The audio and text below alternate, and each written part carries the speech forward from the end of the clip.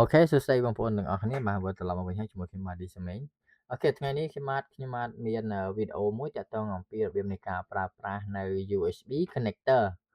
ដើម្បីធ្វើការចូលទៅកាន់ recovery mode ឬ DFU mode អូខេបច្ចុប្បន្ន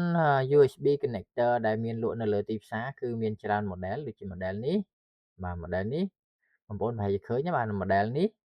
ហើយនឹង model ដែលខ្ញុំនឹងយកមកបង្ហាញគឺ model មួយនេះបាទគឺ brand របស់ហាង MY ដែលមានលេខកូដ D50 ប្រាក់22បាទ one click DFU អញ្ចឹង model របស់គេបាទតែឈ្មោះពេញរបស់វាទាំង3 model នេះគឺជាប្រភេទ USB connector ដូចគ្នាអញ្ចឹងបងប្អូនចង់ប្រើមួយណាក៏បានដែរហើយរបៀបប្រើគឺអត់ខុសគ្នាទេអូខេឥឡូវខ្ញុំលើកយកសម្រាប់ USB មួយនេះគឺនៅក្នុងដៃខ្ញុំខាងនេះបងប្អូនអាចមើលឃើញក្នុងវីដេអូនេះគឺ connector មួយនេះ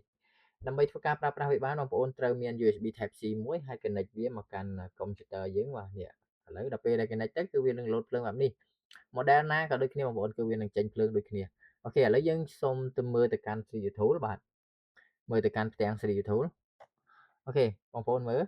ហើយទូរស័ព្ទនេះគឺបើកដំណើរការធម្មតាបងប្អូនអត់មានបញ្ហាទេឥឡូវខ្ញុំដោតដូចនេះ connector នេះចូលមកកាន់ទូរស័ព្ទអូខេគឺវាចូលហើយអញ្ចឹងបើខ្ញុំចង់ឲ្យទូរស័ព្ទនេះចូលទៅកាន់ recovery mode អញ្ចឹងបងប្អូនគ្រាន់តែចុចប៊ូតុងកណ្ដាលនេះបាទចុចមកប៉ក់មកចុចកណ្ដាលហ្នឹងមកប៉ក់មកឲ្យវាលោតភ្លើងពណ៌សឃើញទេហើយបងប្អូនចុចឲ្យជាប់បាទចុចលើប៊ូតុងកណ្ដាលហ្នឹងឲ្យជាប់មកឲ្យវាលោតភ្លើងញាក់3ចេះមកយើងលែងដៃទៅបាទវាលោតភ្លើងពណ៌សបងប្អូនចាំមើលនៅលើ 3D tool បន្តិចវានឹង load មកកាន់ recovery mode ហើយអូខេឃើញទេចូលមកកាន់ recovery mode ទេអញ្ចឹងបើបងប្អូនចង់ចុចចូល DFU mode បាទបងប្អូនចុចវាមកប៉ក់ទៀតឲ្យវាមកកាន់កន្លែងនេះគេដាក់ DFU mode នេះហើយនេះហើយអញ្ចឹងបងប្អូនចុច arrow មកចុចអាប៊ូតុង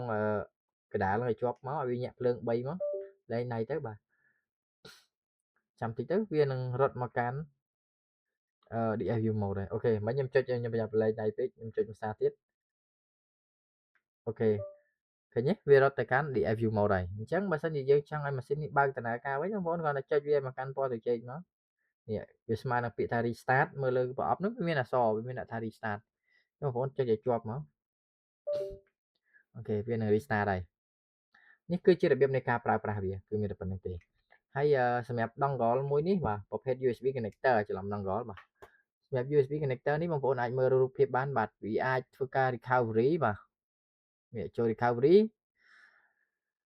ចូល DFU mode ហើយសម្រាប់ Samsung គឺយើងអាចចូលមកកាន់ផ្ទាំង Odin បានបាទហើយរបៀបប្រើប្រាស់គឺដូចគ្នាទេបើបងប្អូនចង់ចូល Odin បងប្អូនគ្រាន់តែចុចឲ្យវាលោតភ្លើងនៅកន្លែងDFU ហ្នឹងបាទភ្លើងពណ៌ខៀវហ្នឹងចុចកណ្ដាលឲ្យជាប់តែបន្តិចទៅវាលោតចូលទៅDFU mode ទៅឆ្លើយប្រវត្តិហើយអូខេសម្រាប់វីដេអូនេះគឺមានតែប៉ុណ្្នេះទេអរគុណសម្រាប់បងប្អូនដែលចំណាយពេលវេលាដ៏មានតម្លៃតាមដានវីដេអូមួយនេះហើយបើបងប្អូនចង់បាន dongle មួយនេះបាទបងប្អូនអាចតាក់ទងមកកាន់ខ្ញុំបានពេលនេះខ្ញុំបាទឌីសាមេងគឺសូមអរគុណនិងសូមជម្រាបលា